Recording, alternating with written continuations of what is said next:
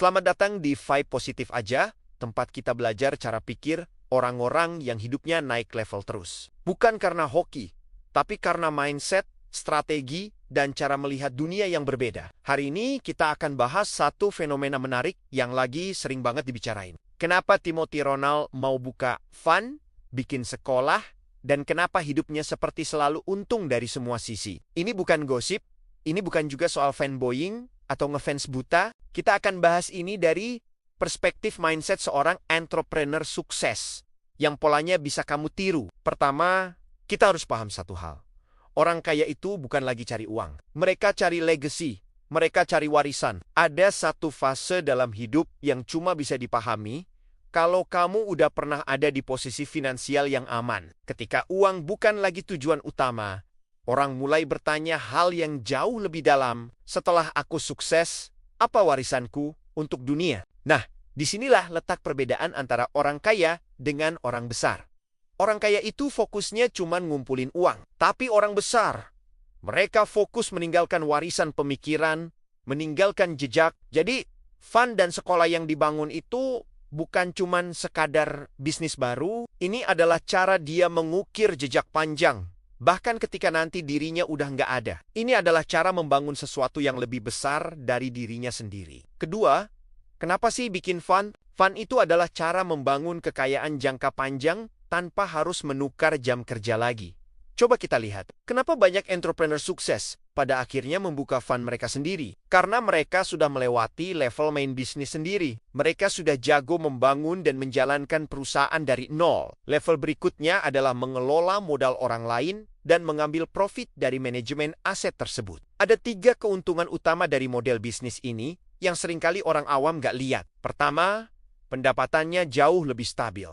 Nggak lagi bergantung pada naik turunnya penjualan produk atau viralnya sebuah konten. Ada yang namanya manajemen fee yang jadi pemasukan rutin. Kedua, modalnya bertambah tanpa harus keluar uang pribadi. Semakin besar kepercayaan orang pada manajer fund, semakin besar dana kelolaan yang masuk, dan otomatis semakin besar potensi profitnya. Dan yang ketiga, ini yang paling kuat, yaitu kekuatan compound interest dari modal orang lain. Fund itu bukan cuma soal kerja keras. Fund itu memanfaatkan kekuatan matematika yang bisa bekerja untukmu 24 jam sehari, 7 hari seminggu. Inilah alasan kenapa orang seperti Timothy menjalankan fund. Tujuannya bukan untuk kaya cepat, tapi untuk bermain di level finansial yang jauh lebih tinggi, di mana uang bekerja untuk dia, bukan sebaliknya. Poin ketiga, membangun sekolah. Kenapa harus bikin sekolah? Banyak yang mungkin mikir sinis. Oh, mau jualan kursus lagi. Sebenarnya, ini jauh lebih dalam dari itu. Orang yang visioner tahu satu hal. Mendidik orang itu sama dengan membangun ekosistem. Sekolah itu punya 4 manfaat besar yang saling terkait. Manfaat pertama, dia sedang melatih pasukan masa depan. Orang-orang yang belajar dari dia, yang mindsetnya terbentuk karena ilmunya, kelak bisa jadi partner bisnisnya, bisa jadi investor untuk proyeknya, atau bahkan jadi tim intinya. Dia sedang menciptakan talenta yang sevisi dengannya. Kedua, ini menciptakan komunitas yang super loyal. Orang yang merasa hidupnya berubah karena sebuah ilmu, pasti akan respek sama gurunya. Dari respek, timbul loyalitas. Dan dari loyalitas, mereka akan mendukung semua gerakan yang dibuat oleh sang mentor. Ini adalah marketing paling kuat yang tidak bisa dibeli dengan uang. Ketiga, membangun personal brand yang tidak bisa digoyang. Di masyarakat kita, orang yang mengajar, orang yang berbagi ilmu, itu otomatis dipandang sebagai pemimpin, sebagai ahli. Posisi sebagai seorang pendidik ini memberikan otoritas yang sangat kuat. Dan yang keempat, impact sosialnya akan menaikkan reputasi berkali-kali lipat. Di Indonesia, orang yang punya kontribusi di dunia pendidikan itu selalu dihargai. Pendidikan adalah satu-satunya model bisnis di mana profit impact, legacy, down brand, semuanya bisa naik secara bersamaan. Makanya kelihatannya untung dari semua sisi. Ya karena memang desainnya dari awal sudah seperti itu. Semua elemen saling mendukung. Poin keempat, ini mungkin terdengar spiritual, tapi sebenarnya sangat logis. Semakin banyak dia berbuat baik, semakin banyak rezeki yang terbuka. Ini adalah hukum kehidupan yang disadari oleh hampir semua orang sukses di dunia. Rezeki itu datang kepada orang yang membuat hidup orang lain jadi lebih baik. Butuh penjelasan yang lebih simpel. Gini deh, kalau kamu bantu 10 orang, 10 orang itu akan ingat sama kamu. Kalau kamu bantu 1000 orang, 1000 orang itu akan mendukung kamu. Dan kalau kamu bantu 10.000 orang, bukan cuma mereka yang dukung, tapi semesta, alam, atau sebuci saja dunia, seolah akan ikut mendorong kamu untuk naik. Coba kita bedah lagi. Fund itu tujuannya apa? Membantu orang mengelola uang. Sekolah tujuannya apa? Membantu orang belajar dan punya skill. Konten-kontennya membantu orang sadar dan paham soal finansial. Bisnis-bisnis lainnya membantu orang mendapatkan solusi atas masalah mereka. Logikanya sederhana. Yang membantu paling banyak, biasanya akan dapat paling banyak juga. Ini bukan hal mistis. Ini matematika sosial. Poin kelima, kita bicara tentang goodwill atau kepercayaan publik. Ini adalah mata uang paling mahal di dunia. Ada sesuatu yang jauh lebih berharga daripada uang, yaitu kepercayaan. Saat orang sudah percaya sama kamu, apa yang terjadi? Partner bisnis datang sendiri. Modal untuk proyek baru datang sendiri. Peluang-peluang yang gak kamu lihat sebelumnya tiba-tiba muncul. Ide-ide cemerlang datang dari orang lain yang ingin berkolaborasi.